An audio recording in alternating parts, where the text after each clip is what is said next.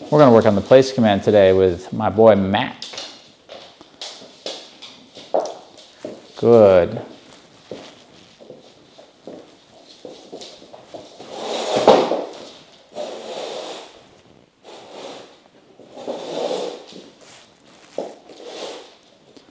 Place.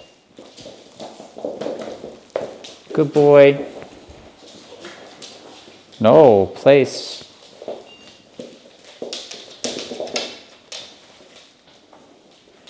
Good dog. Stay. Do do do do do do do. Good. What's that? What is that? What is that? No. That's Sparkle. Place. Yeah, that's Sparky. Mack, place. Good. Get on there. Good. Stay. Very nice. Good. Has Mack had any training previously? No. Private lesson in Place. the house space with food. Good. Just one private lesson, or a couple probably. She came a couple of times.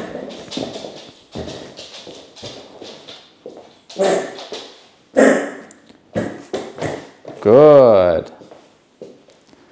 Very good. I can see that listening is a new thing for our boy Mack. Yeah, I mean, I don't know if you can hear me, but he's basically used to doing whatever he wants. He treats the house like a jungle gym. He steals things off the counters. They can't even pet him without getting mouthed or play bitten. She was pretty much, when she emailed me, she was at her breaking point. Yeah, with him. I could see that. Yeah. So we've covered this a lot, so we won't go too much into it, but the only training he received was, are you hungry? Would you like a tasty treat? Here, perform this. Even more, too. Yes. The problem is that it's still the conversation of, do you want to? The dog gets to choose, do I want to? Which is ultimately what we're struggling with him, and what most people are struggling with their dogs. What we've come to coin as the core issue is the dog doesn't listen, right? They don't listen when they don't want to. And that's the core issue. So does your dog listen even when they'd rather do something else? If the answer is no, that's your core issue, right? So if you tell the dog to stop doing something, can you get them to stop? If you tell them to do something, can you get them to do it? And without a bribe, just relationship influence, okay? The answer is usually no to both of those things. There's where the core issue is. So I can tell that he has not had this type of training or interaction or relationship with a human before, where he has to listen just because there's consequences if he doesn't, right? That's different if he doesn't listen. We can actually correct. If he does listen, we can tell him, good. We can give him praise and affection. We can let him know he's doing a good job. What I'm not doing here is saying, get on the bed so that you can earn something that you want. The reason I'm not doing that is because that conversation is simply, do this so you can earn something you want. This is an opportunity for you to earn something you want. The way that we're doing it is saying, using the command saying, it's not for you. When I put you on place, it's not an opportunity for you to earn. I put you on place because I don't want you involved. This isn't for you. That is going to make the place command much more successful, every command much more successful, because the dog uses the commands and thinks about the commands in a different way. He's not saying, oh yay, they're giving me commands, it's an opportunity to earn. And by the way, the dog gets to choose whether or not they want to do it, if they want to play that game. See, he'd much rather be checking out what Riggins got, he'd much rather be off the bed. But because we started introducing corrections, we get a dog who's just starting to listen. Good. And then I can shape the brain to say, that's the space to be in. Mack, break. Good boy. Oh. Good boy. Very nice. Very nice. All right. And let's say poor owner is dealing with a lot of stress because the dog's really misbehaving. He's mouthing your hands. He's stealing things off the counter. He's doing all the things, right? The laundry list of things. The poor owner then has to be told, well, you got to go buy it a bunch of stuff that it wants. No, she was actually told to exercise it more. Exercise it more, but then the training is get the stuff that the dog wants. So it's like get him a bunch of presents. It's Christmas. That's just not. It kind of like doesn't feel right in the brain, right? Exercise it more is a common one. You know, you hear that a lot. When you start hearing that, it means that they're not going to be able to help you. That's what it means. It's like when you go to the doctor and they're like, we don't really know, but instead of telling you we don't know, we're just going to say it's probably stress or something like that, because it's just their way of being like, I don't know, exercise it more. You want to exercise it more? Go ahead, exercise it more. All you're going to do is create a dog who doesn't listen, who's better, who's more fit. You know what I mean? It has nothing to do with why the dog's not listening. Nothing to do with it, all right? And by the way, how can you exercise a dog who doesn't listen? You can't let him run freely, right? He's not going to stay on the treadmill. How are you going to exercise it? And how are you going to do it in a way that's not going to backfire, right? Well, he's chasing squirrels, he's getting his exercise, but he's practicing prey drive.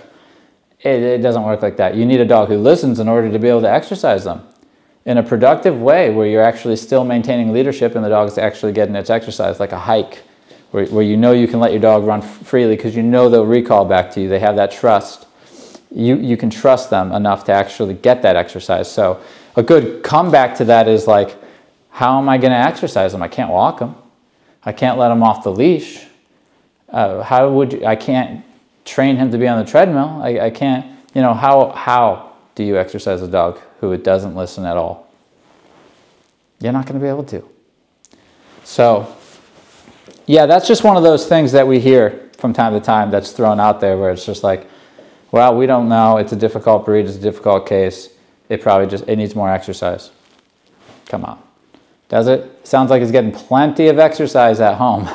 Romping around the house and all that. So, yeah, hopefully, obviously the owner's seen through that. Obviously, right? That's why she ended up contacting us. So, and here he is listening. He's listening to me. And he hasn't had any more exercise. He probably has had less than, because I'm sure at home he's right all over the house, but he's listening. Yet less exercise in the past couple of days. That's odd. He'll end up getting more exercise, but it'll be productive, because then we can take him on hikes. We can take him on walks. Ironic. We can put him on the treadmill if we choose to. We can let him go swimming. We can get all this exercise because now the dog listens, so we know we can get him back to us. We know we can have that structure when we need it, right? So does the exercise come first? Probably not, because you can't walk him. You can't run him. You can't let him go swimming. You can't. He's gone. It's too much of a liability. Good boy. Okay, Mac, place. Good. Good dog. Yay.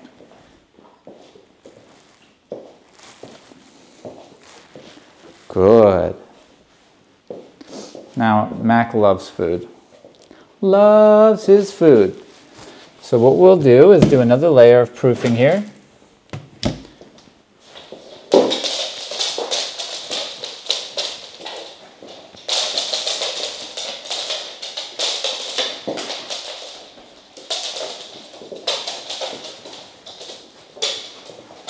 Good. Nope. Place. Good. All these mistakes are opportunities for him to learn. Right? So he gets off, pressure's on the e-collar. He gets back on, pressure's off the e-collar. Just because I said good doesn't mean we're done with the exercise, which is another common thing we see when dogs come in here. If you say good, they say, okay, we're done. Good now means, I like what you're doing. Keep doing it. I like what you're doing, continue to do it. So if I say good, that means continue to do what you're doing. If I give you the release word, then you can step off the bed. Good. So you can see he obviously would love to go and participate in this eating of this food. But he's practicing his restraint. This is impulse control. He's listening to his leader. Good. Good. He's thought about laying down multiple times and then doesn't. It's just something I know. You noticed that, yeah? So in this process, I'm not trying to keep him, you can see I'm not trying to keep him on the bed. My goal isn't to make sure he never gets off the bed so he doesn't learn, so he thinks, you know, so I'm trying to tell him that's what you're supposed to do. My goal here is to put things in the environment that get him to make the mistake, correct him for making the mistake, put him back on the bed so that he learns the mistakes and the corrections that are tied to it so he stops making them. And then when he stops making them, he's getting good boys, that's the right answer. So he's actually becoming more educated by making every mistake he makes. There's more education and more calmness and more commitment to the command, okay? So a lot of times you'll see people will be teaching a command and they're trying to keep the dog successful, like making sure he's not making mistakes. But mistakes is how he learns what not to do, which is the other side of the coin. They need to learn what not to do and what to do.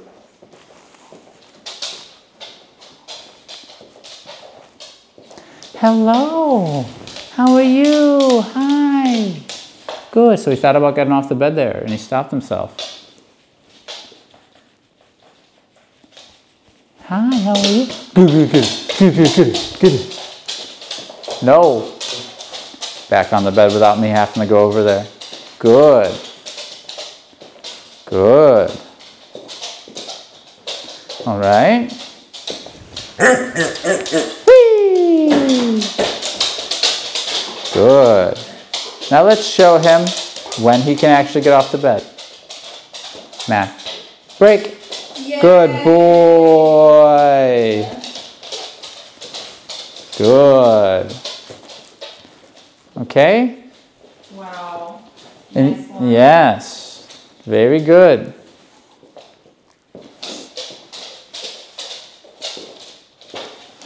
Who is it? Hello. Place. Good. Hi, how are you? Oh yeah, you can leave that right there. Thank you. I appreciate that. Good.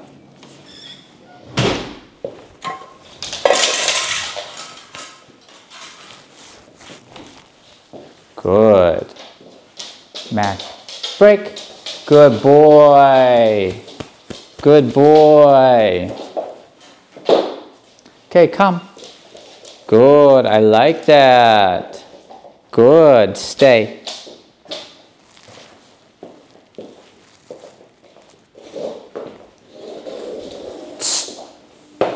Stay.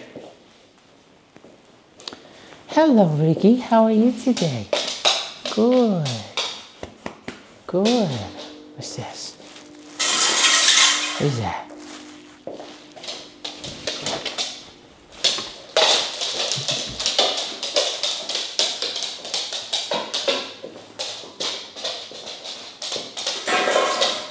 Break.